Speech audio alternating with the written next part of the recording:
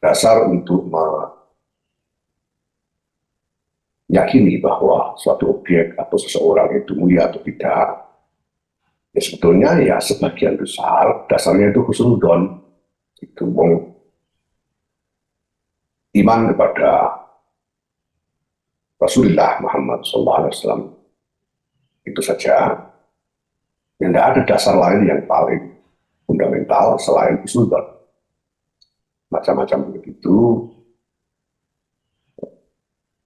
membawa berkah, membawa barokah bagi kami. Ada hizib-hizib, ya, ada rotip-rotip, dan lain sebagainya. Ini namanya ketika kita menyatakan bahwa Kanjeng Nabi ini manusia yang terbaik, kita ini tidak punya cara untuk membandingkan antara Kanjeng Nabi dengan semua manusia yang pernah ada yang lain. Dasarnya husnudon bahwa Kanjeng Nabi adalah manusia terbaik. Husnudon. Nah, husnudon ini yang kemudian menumbuhkan iman dan mendatangkan barokah. Mereka yang tidak beriman dengan demikian adalah mereka yang memang tidak bisa berhusnudon hingga tidak mendapatkan barokah dari Kanjeng Nabi. Husnudon ini menjadi satu-satunya dasar untuk bertabarruk. Imam Ghazali di dalam kitab Ihya itu tidak menyertakan catatan tentang sanadnya. Sanad riwayatnya seperti apa enggak disebutkan. Kita meyakini seperti ini dasarnya apa? Husnudon. Husnudon. Dicek secara ilmiah ya susah. Tidak bisa, ya kita husnudon.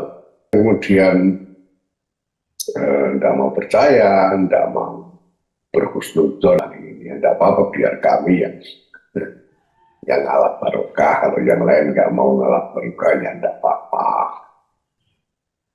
Nah maka termasuk terkait dengan orang-orang ini kita anggap mulia, kedudukan rohaninya itu dasarnya apa? Kita anggap mulia makomnya, kedudukannya di hadapan Allah Subhanahu wa Ta'ala. Dasarnya apa ya? Husnudon. Maka kalau ini sekarang saya misalnya ditanya tentang soal ribut-ribut nasab itu, saya milih husnudon. Milih husnudon saja. Karena husnudon itu tidak ada ruginya. Nah ini jadi berilah kecerdasan kepada jamaah kita untuk mempunyai cara berpikir keislaman yang sesuai dengan ajaran Kanjeng Nabi, sesuai dengan ajaran Al-Quran. Bagaimana ajaran Al-Quran? Ajaran ilmiah. Wala taqfu ma laysa laka bihi ilm. Jangan kau ikuti sesuatu yang tidak ada dalil. Kalau mau membela nasab Alawi itu sahih, mana dalil? Tidak ada catatan ya, namanya don, tidak butuh catatan. Kenapa husnudon? Karena saya mengharapkan barokahnya. Kalau ada yang tidak merasa butuh dengan barokahnya, ya monggo. Nah, kalau ada misalnya orang mengaku punya nasab kepada Kanjeng Nabi tapi perilakunya tidak baik, ya kita tidak perlu ngomong panjang-panjang ya, cuma bilang bahwa orang macam begini tidak boleh diikuti. Ini penting untuk digarisbawahi. Apa yang kami lakukan itu adalah hanya sekedar kami ingin katakan bahwa Anda, pengakuan Anda sebagai cucu Nabi tidak terbukti. Anda bukan cucu Nabi. Bahwa mereka yang membatalkan nasab Alawi itu sesat. Mereka yang membatalkan nasab Alawi itu secara kacamata syara dan ilmu nasab saja, mereka itu salah. Masa ahli nasab saja sedunia nggak ada yang membatalkan? Masa ulama-ulama terdahulu, hatta ulama-ulama Nusantara yang keilmuannya hebat, mujtahid mereka dari dulu nggak ada yang membatalkan, tiba-tiba sekarang ada yang membatalkan. Hah? Apakah keilmuan Anda lebih hebat kepada keilmuannya Syekh Nawawi, keilmuannya para ulama-ulama terdahulu? Apakah Anda punya ilmu kasyaf dan karomah seperti beliau-beliau? Ya? Apakah Anda punya ilmu nasab seperti para ahli nasab yang kalibernya internasional? Nggak ada yang membatalkan. Fahami. Ngomong. Ulama ngomong. Kalau Buya udah ngomong. Dan sekarang ngomong lagi.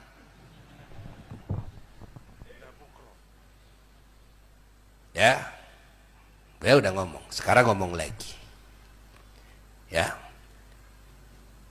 Bukan cuma yang membatalkan, walaupun itu kiai, wah itu alim, itu kiai, sesat.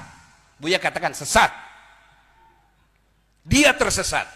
Bulan dan jumlah saniyah harus sama-sama menjadi badal atau menjadi atau payat. Ini masuk apa? Bacanya kita bi kan? Ya, apa? Ini kita bayi. Enggak cukup jawab aja. Enggak, Boleh. Pak, jangan cukup jawab. Bapak bacanya kita bi. Dengerin. Wa amma ma fi kitabi. Adapun masalah yang ada di dalam kitab. Tuh kata Ibu. Dalam dua kitabku. Itu mudhaf ilaih itu dibuang nun satu. Asalnya kita ini. Gimana sih Bapak? Mana? Ya kita bayar. Bapak belajarnya enggak? Jangan sorak, Lanjut. Jangan sorak. Baik. Jangan sorak. Gimana Bapak baca kitab? Neliti kitab orang, saya salah sendiri. Gak usah bicara teliti kitab orang sekarang. Astagfirullah. Kita balik. Nanti. Diskusi lagi. Kan saya diperintahkan. Udah, kita Masih ada balik, waktu. kita diskusi lagi, Saya Bapak. tidak tenang, tolong. Tenang. Masih ada waktu. Kita ini mudhaf ilaih, Pak. Kalau dia di mudhaf ilaih dengan Saya ada takdirnya tahu. dengan dulu, Pak. Saya tahu. Kalau Nunan tahu talil tapi il. Bapak salah. Saya tahu nunan talil Salah irama. enggak? Salah enggak? Saya makanya. Salah enggak, Bapak? Saya tidak menyebutkan salah. Kalau Enggak, Anda saya bisa Bapak salah enggak? Dengerin. Saya tanya itu. Dengerin. Ya, tenang. Oke. Tahu. Oke, Said Muda. Diam saudara.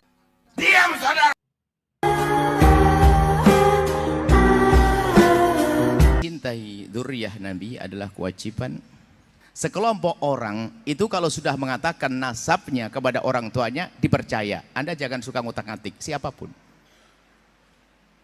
apalagi ini kisah nasab masa lalu. Ini adalah akhlak adabnya. Ya Buya itu kan marketing aja itu kan. Bukan Buya yang dia kemudian menempelkan nama sendiri sebagai Buya gitu. Bukan. Tapi orang-orang betul yang dibuyakan oleh masyarakat. Ada orang yang menempelkan gelar Buya itu sebagai marketing branding untuk kemudian meminta sumbangan di YouTube atas nama pesantren, atas nama santri dan lain sebagainya. Kita lihat kiai NU nih. Kiai NU, kalau orang sudah menisbahkan diri pada NU, dia bikin pesantren, tidak pernah merepotkan orang lain. Dia ada fasilitas yang sederhana, dia gunakan dengan semaksimal mungkin. Ada rezeki dia bangun lagi, santri tambah dia bangun lagi, santri tambah dia bangun lagi. Tanpa pernah ada merepotkan orang, bikin santunan di YouTube, santunan. Setiap dia bikin YouTube ada merek, nomor rekening. Kita buka YouTube, ada muncul dia. Wakaflah tanah satu tanah ini untuk generasi-generasi Islam. Kemudian ada lagi narasi-narasi menjual-jual orang santri-santri miskin. Santri miskin begini, ya Allah, berikanlah kemudahan rezeki bagi orang yang membelikan satu Al-Quran untuk kami membaca Al-Quran. Kemudian ada Al-Quran lusuh diperlihatkan. Itu yang iklan itu mereka itu orang-orang yang hari ini getol-getol itu menyerang-nyerang daripada pandangan keagamaan Nahdlatul Ulama yang walaupun di dalam amaliyah mirip dengan Nahdlatul Ulama. Tapi ketika kita melihat para kiai-kiai Nahdlatul Ulama, tidak ada yang seperti itu. Tidak ada yang mereka itu jual-jual nomor rekening di YouTube. Setiap bikin YouTube ada nomor rekening, silakan untuk berinfak untuk anak-anak santri kami, anak asuh. Jadilah orang tua asuh santri kami. Nggak ada yang begitu di Nahdlatul Ulama itu. Semuanya berjalan begitu alamiah. Siapa orang yang mau mondok, ketika dia mondok, orang tuanya punya duit, ya seperti biasanya makan sendiri. Ketika tidak ada, ini kiai mohon kepada Allah, bukan mohon pada YouTube, bukan menjual-jual nomor rekening. Tapi dia mohon aja semampunya dia bantu orang-orang yang miskin yang ingin belajar di pondok pesantrennya tanpa harus diketahui oleh orang lain dan tanpa harus menjual-jual santri itu kepada orang lain pula. Nah, ini yang saya amati dari ustadz-ustadz YouTube, ustadz-ustadz model-model zaman sekarang seperti yang sedang kita bicarakan itu. Nah, ini jadi berilah kecerdasan kepada jamaah kita untuk mempunyai cara berpikir keislaman yang sesuai dengan ajaran Kanjeng Nabi, sesuai dengan ajaran Al-Qur'an. Bagaimana ajaran Al-Qur'an? Ajaran ilmiah. Wala taqfu ma laysa laka bihi ilm. Jangan kau ikuti sesuatu yang tidak ada dalil. Kalau mau membela nasab Ba'lawi itu sahih, mana dalilnya? Ayo kita berdiskusi. Ayo kita bicarakan mana dalilnya. Kita sudah mengetahui dari para orang-orang yang membela tidak ada dalil. Tapi sekali lagi, apapun yang terjadi, ini penting untuk digarisbawahi. Apa yang kami lakukan itu adalah hanya sekedar kami ingin katakan bahwa pengakuan Anda sebagai cucu Nabi tidak terbukti. Anda bukan cucu Nabi. Apa yang akan terjadi dengan dirimu yang membela Ba'lawi jika bertemu Nabi? Sudah tahu Ba'lawi nggak punya dalil ngaku cucu Nabi, ilmu nasab terputus, sejarah nggak dicatat, DNA melenceng, bukan orang Arab Acan, DNA melenceng, bukan turunan Nabi, bukan orang Arab Acan, tapi masih dibela. At-taqlid ba'da duhuril hujjati haram, la ibrata bidzannil bayini khata'u. Akeh kita medalile, sila dalilen di wala taqfu ma laysa laka bihi ilm. Jangan kau ikuti yang tidak ada dalil. Sekarang dalilnya mana? Enggak punya dalil-dalilan, husnudon saja. Syekh Hasyim Asy'ari juga dulu katanya tidak membatalkan nasab Ba'lawi. Apakah Mbah Hasyim itu ketika tidak membatalkan nasab Ba'lawi dia mengisbat? Tidak ada, bos. Mbah Hasyim mengisbat Ba'lawi itu tidak ada. Kalau tidak ada katanya yang membatalkan berarti mengisbat, tidak bisa. Orang ketika dia sakit diem, as-sakit itu la yunsabu ilaihi qaulun, la yunsabu ila sakiti qaulun. Kaidahnya ada juga saya di Qaidah Ushul Fiqh. Tidak dinisbatkan pada orang diam itu satu pendapat. La yunsabu lis-sakiti qaulun. Tidaklah bisa orang diam itu dikatakan setuju, nggak bisa. Ketika Mbah Hasyim Asy'ari diam terhadap nasab Ba'lawi, tidak bisa dikatakan Mbah Hasyim itu mengisbat. Enti siki satu kalimat dalam kitab Mbah Hasyim banyak mengarang kitab. Mana satu saja Mbah Hasyim mengatakan wa nasabu Ba'lawi sahihun bi annahum min dzurriyyatin Nabi sallallahu alaihi wasallam. Itu namanya isbat. Tidak ada, bos. Syekh Nawawi Al-Bantani Banten asli, nggak kayak Imad, katanya Imad Banten palsu. Syekh Nawawi sama saya itu sepupu jauh, bos. Kami dan Syekh Nawawi itu satu keturunan dari Pangeran Sunyararas bin Sultan Maulana Hasanuddin Banten. Kok saya dibilang Banten palsu, Syekh Nawawi asli karena dianggap mengisbat dia? Nggak bisa begitu. Mana dalilnya? Ini katanya dalam kitab Uqudul Lujen, bahwa dikatakan dalam kitab Uqudul Lujen fi syarhi huquqiz zaujain, Syekh Nawawi mengatakan, nih, Al-Habib Abdullah Al-Haddad. Kan ada matan tuh ngomong begitu. Kemudian Al-Habib ini sama Syekh Nawawi diterangkan bahwa Al-Habib inda ba'dihim min dzurriyyatin Nabi. Ismun li dzurriyyatin Nabi aw ma fi ma'nahu, saya lupa. Pokoknya kata Syekh Nawawi, Habib itu adalah panggilan menurut sebagian orang sebagai keturunan Nabi. Sedangkan orang yang banyak mayoritas mengatakan turunan Nabi itu gelarnya adalah Sayyid dan Syarif. Itu namanya al-ikhbar bi bitahdidil Habib lal isbat bi qaunihi min dzurriyyatin Nabi. Itu adalah namanya memberitakan maknanya Habib, bukan sedang mengisbat bahwa Habib itu keturunan Nabi, tidak ada. Sering itu Rumel Abbas ngomong-ngomong tentang Mbah Mun. Saya meneliti ini demi menyenangkan hati guru kami Mbah Mun yang sangat mencintai dan mengisbat Ba'lawi. Bos Rumel, mana dalilnya Mbah Mun mengisbat Ba'lawi sebagai turunan Nabi? Kalau saya punya dalil Mbah Mun itu hanya mengisbat Wali Songo sebagai turunan Nabi. Mana dalilnya? Ini videonya. Mbah Mun ada masih di videonya di YouTube. Coba cari Mbah Mun mengisbat Sunan Kudus. Kata Mbah Mun, Sunan Kudus itu Sayyid, turunan Nabi besar Muhammad sallallahu alaihi wasallam. Sekarang mana video yang mengatakan Mbah Mun mengisbat Ba'lawi Habib sebagai turunan Nabi? Enggak bisa itu Rumel Abbas menyampaikan itu. Jawabnya apa? Kalau pengen tahu, Jangan lihat di YouTube dong, datang tanyakan nama keluarganya. Keluarganya itu bukan Mbah Mon. Yang Anda katakan itu Mbah Mon. Tapi Gus Naji juga mengisbat. Gus Naji sudah saya jawab. Dan dalilnya semuanya salah. Kalau tidak terima, ayo kita diskusi dengan Gus Naji. Atau murid-muridnya, kalau misalnya ada yang merasa kami punya dalil tentang itu, tidak apa-apa. Wong ini mah forum diskusi kok. Ini kan ilmiah. Ilmiah itu bisa didiskusikan. Jadi sopo bae yang merasa punya dalil boleh. Tapi jangan marah-marah. Itu mah punya dalil marah-marah itu Balawi. Dibilang dajjal lah saya. Dibilang pemecah belah umat. Itu ada satu orang bikin buku namanya Idrus Al-Mashhur. Baru semalam itu ada teman mengirimkan PDF Idrus Al-Mashhur. Tapi kelihatannya Idrus Al-Mashhur ini nggak bisa baca kitab. Jadi dia hanya membaca daripada rangkuman-rangkuman tulisan Rumel Abbas. Dia bikin kitab, sebuah buku bahasa Indonesia. Yang pertama saya lihat itu adalah Masadir. Allahu wabarakatuh. Alhamdulillah, syukurillah, salatu wassalamu ala rasulillah, sayyidina Maulana Muhammadin ibn Abdillah, wa ala alihi wa sahbihi wa ala. Buat orang-orang NU, apalagi santri-santri kolot seperti saya ini, beragama itu ya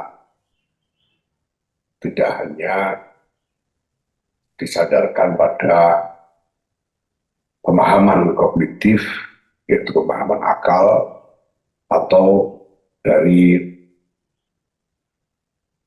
catatan-catatan teks-teks verbal yang eksplisit saja. Pemahaman akal dan teks-teks verbal itu ya buat kami ini ya sebagai panduan saja, sebagai pedoman untuk memperbaiki diri, memperbaiki kondisi lahir batin. Sedangkan memperbaiki kondisi lahir batin itu, perbaikan kondisi lahir batin itu ya tidak hanya ditentukan oleh pemahaman akal atau oleh teks-teks itu saja. Karena pemahaman akal dan teks-teks itu belum tentu otomatis bisa mempengaruhi perilaku. Saya ini ya ngaji tentang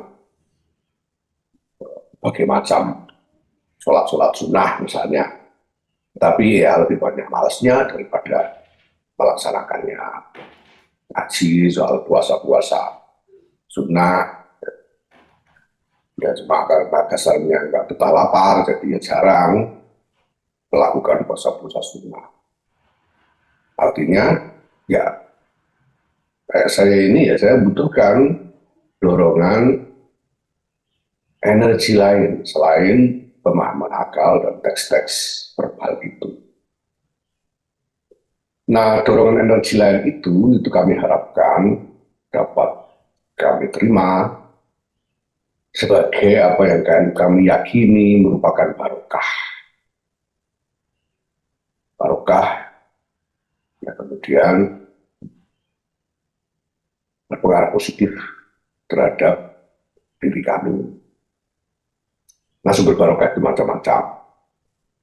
Antara lain, sumber barokah itu adalah dari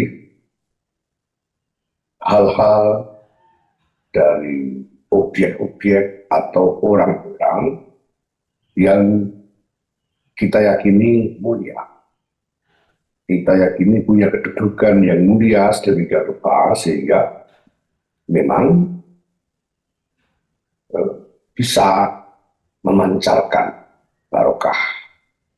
Itu sebabnya kami datang ke makam-makam orang-orang soleh, karena kami berhusnuzon bahwa orang-orang soleh itu, wali-wali itu punya kedudukan mulia sedemikian rupa sehingga bisa memancarkan barokah untuk kami. Kami mewiridkan macam-macam formula ya, naskah-naskah wirid, naskah-naskah zikir doa, ya dirangkai oleh orang-orang mulia. Ini juga karena prasangka baik bahwa kemuliaan dari pencipta, ya, macam-macam begitu, membawa berkah, membawa barokah bagi kami. Ada hizib-hizib, ya, ada rotib-rotib, dan lain sebagainya. Ini. Nah, dasarnya apa? Dasar untuk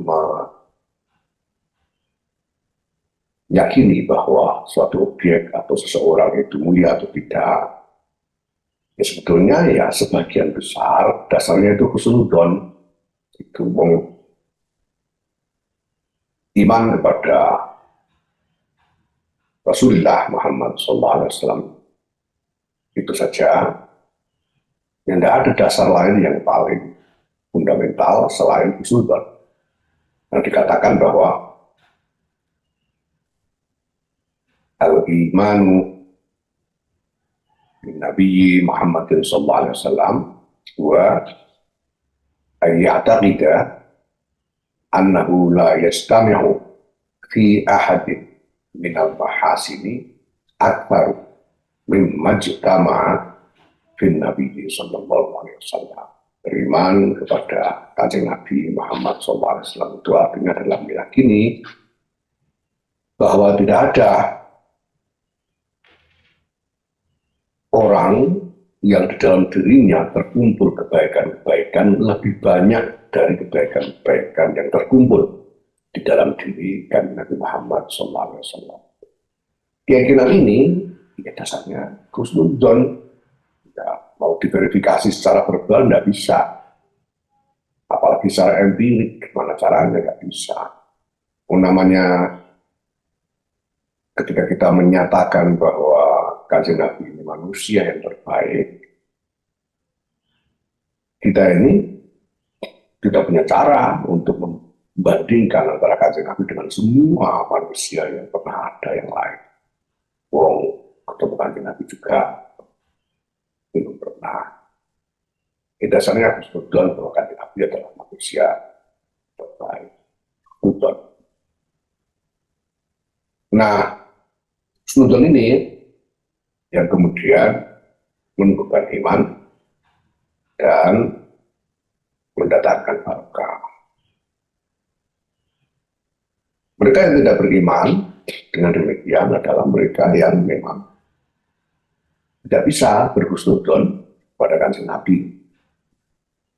Sampai-sampai salah seorang pamannya sendiri seperti Abu Lahab itu tidak beriman kepada Kanjeng Nabi karena tidak bisa berhusnudon kepada Kanjeng Nabi, sehingga tidak mendapatkan barokah dari Kanjeng Nabi. Ya. Nah, terkadang husnuzon ini menjadi satu-satunya dasar untuk bertabarruk tanpa ada dukungan, katakanlah sumber-sumber verbal yang dianggap valid. Misalnya Imam Ghazali itu di dalam kitabnya Ihya Ulumuddin itu menyebut lebih dari 200 hadis. Dan Imam Ghazali mengklaim bahwa itu adalah hadis-hadis Nabi Muhammad SAW. Tetapi Imam Ghazali dalam kitab Ihya itu tidak menyertakan catatan tentang sanadnya. Sanad riwayatnya seperti apa enggak disebutkan. Sehingga ya ada saja orang yang menuduh bahwa hadis-hadis yang disampaikan oleh Imam Ghazali itu doib misalnya. Tapi Imam Ghazali mengatakan ketika ditanyakan tentang sanad hadis itu, beliau mengatakan bahwa beliau tidak akan mencantumkan satu hadis kecuali sudah menanyakan langsung kepada baginda Rasulullah Muhammad SAW Nah ini kalau diukur secara akal ya bagaimana mungkin ukurnya berbeda ya. Tapi kami yakini bahwa Imam Ghazali ini ada pada makom rohani yang menjadikan beliau mampu untuk menyambungkan diri secara langsung kepada baginda Rasulullah Muhammad SAW. Nah kita meyakini seperti ini dasarnya apa? Husnudzon. Dicek secara ilmiah ya susah, tidak bisa. Ya kita husnudzon. Itu sebabnya kita tetap ngaji ihya. Kita tetap berusaha mengamalkan apa yang diajarkan oleh Imam Ghazali di dalam kitab ihya itu, karena kita berhusnudzon pada Imam Ghazali. Dengan mengharapkan barokah dari ngaji kita atas kitab-kitab Imam Ghazali itu. Nah kalau ada yang kemudian tidak mau percaya, tidak mau berhusnudzon kepada Imam Ghazali, ya mau bilang apa, ya tidak apa-apa ya, tapi ya tentu tidak bisa mengharapkan barokah dari kitabnya Imam Ghazali ini. Tidak apa-apa, biar kami yang ngalap barokah, kalau yang lain nggak mau ngalap barokah ya tidak apa-apa. Nah maka termasuk terkait dengan orang-orang ini kita anggap mulia, kedudukan rohaninya itu dasarnya apa? Kita anggap mulia makomnya, kedudukannya di hadapan Allah Subhanahu wa Ta'ala. Dasarnya apa ya? Husnudzon. Ya. Namanya zon, ya memang tidak bisa dimutlakkan namanya zon. Nah, maka kalau ini sekarang saya misalnya ditanya tentang soal nasab itu, saya milih husnudzon. Pilih husnudzon saja. Karena husnudzon itu tidak ada ruginya. Tidak ada catatan ya, namanya zon, tidak butuh catatan. Kenapa husnudzon? Karena saya mengharapkan barokahnya. Kalau ada yang tidak merasa butuh dengan barokahnya, ya monggo turunah. Kalau ada misalnya orang mengaku punya nasab kepada Kanjeng Nabi tapi perilakunya tidak baik, ya kita tidak perlu ngomong panjang-panjang ya, cuma bilang bahwa orang macam begini tidak boleh diikuti. Di Quran itu dijelaskan atau diceritakan bagaimana dulu Nabi Ibrahim alaihissalam diuji dengan macam-macam ujian oleh Allah. Dan kemudian setelah beliau lulus dari ujian-ujian itu, beliau mendapat karunia yang agung dari Allah, berupa kedudukan imamah di antara umat manusia. Wa idibtala Ibrahim rabbuhu bikalimatin fa'atammahun qala inni ja'iluka linnasi imama. Ketika Allah menguji Nabi Ibrahim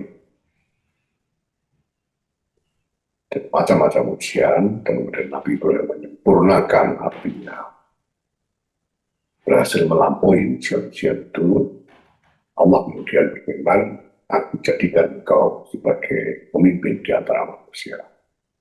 Pemimpin itu dalam hal ini ya pemimpin memang dalam segala dimensinya, tapi ini yang tidak akan lepas dari kepemimpinan itu pasti adalah dimensi rohaninya. Kepemimpinan rohani, kepemimpinan untuk membimbing kepada jalan mendekat kepada Allah Subhanahu wa Ta'ala. Nabi Ibrahim dinyatakan oleh Allah setelah lulus macam-macam ujian, oleh Allah dikaruniai kedudukan pemimpin umat manusia. Kemudian Nabi Ibrahim berdoa, qala wa min dzurriyyati. Ya Allah, ya jangan cuma saya yang jadi pemimpin, keturunan saya mohon juga dijadikan pemimpin di antara keturunan-keturunan saya. Itu doa Nabi Ibrahim. Allah mengijabahi doa itu dengan satu syarat, qala la yanalu ahdi zalim. Orang-orang yang zalim walaupun termasuk keturunannya Nabi Ibrahim, yang tidak termasuk dalam janji Allah, tidak bisa menjadi pemimpin, lebih-lebih pemimpin ruhani yang menuntun jalan mendekat kepada Allah. Ya. Nah dari ayat inilah saya kira ya, di kemudian hari Sayyidina Abu Bakar, Sayyidina Abu Bakar As-Siddiq radhiyallahu anhu menyatakan al-a'immatu min Quraisy. Pemimpin itu harusnya dari Quraisy. Kenapa? Karena di antara orang-orang Arab yang masuk dzurriyyahnya Nabi Ibrahim itu adalah orang-orang Quraisy. Nah, tapi lagi-lagi itu la yanalu ahdi zalimin. Kalau yang soleh-soleh ya itulah pemimpin. Kalau tidak soleh, yang kelakuannya jelek, mulutnya jelek, cara ngomongnya jelek, ya tidak masuk di dalam perjanjian Allah untuk menjadi pemimpin. Artinya apa? Ya jangan diikuti, bukan pemimpin, belajar. Nah soal kemuliaan yang bersumber dari nasab, pengakuan nasab, ya kalau saya ini ya, kan saya ajak santri-santri saya, udah warga yang lain, mari kita berhusnuzon saja. Apalagi dari dulu ulama-ulama kita, guru-guru kita, kiai-kiai kita yang dulu nggak pernah mempertanyakan misalnya nasab dari keturunan. Semuanya memuliakan karena berhusnuzon bahwa memang Pak ini sambung nasabnya kepada Siti Fatimah radhiyallahu anha. Nah, mungkin bahkan ada konfirmasi-konfirmasi yang tidak merupakan catatan-catatan eksplisit, ya, catatan-catatan verbal yang eksplisit tidak ya.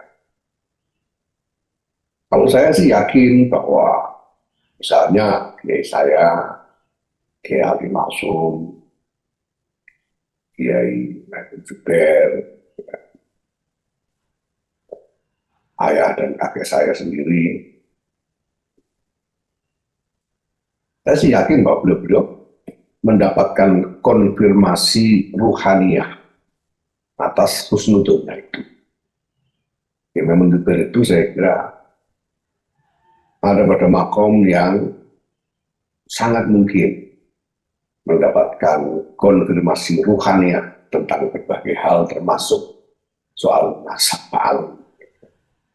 Nah saya bilang begini dasarnya apa? Husnudon pada Kiai Maimun, guru saya. Kenapa saya berhusnudon? Karena saya merasakan betul bagaimana barokah Kiai Maimun juga terhadap diri saya. Bagaimana barokah Kiai Ali Maksum terhadap diri saya dan juga guru saya. Nah ini saja dasarnya. Nah ini lebih selamat daripada ya husnudon ini lebih selamat daripada kita hantum kromo hanya karena marah, hanya karena tersinggung lalu hantum kromo mengabaikan dasar-dasar rohani dari jalan beragama kita ini. Nah sekali lagi kalau ada yang tidak beres kelakuannya, ya tidak soleh, ya sudah nggak usah diikuti aja. Bilang pada orang-orang kok ini memang ya mungkin kita husnudzon memang dari nasab yang bersambung kepada Sayyidatina Fatimah radhiyallahu anha, tapi karena tidak soleh jangan diikuti, walaupun di dalam dirinya ada zat, ada zat yang merupakan asal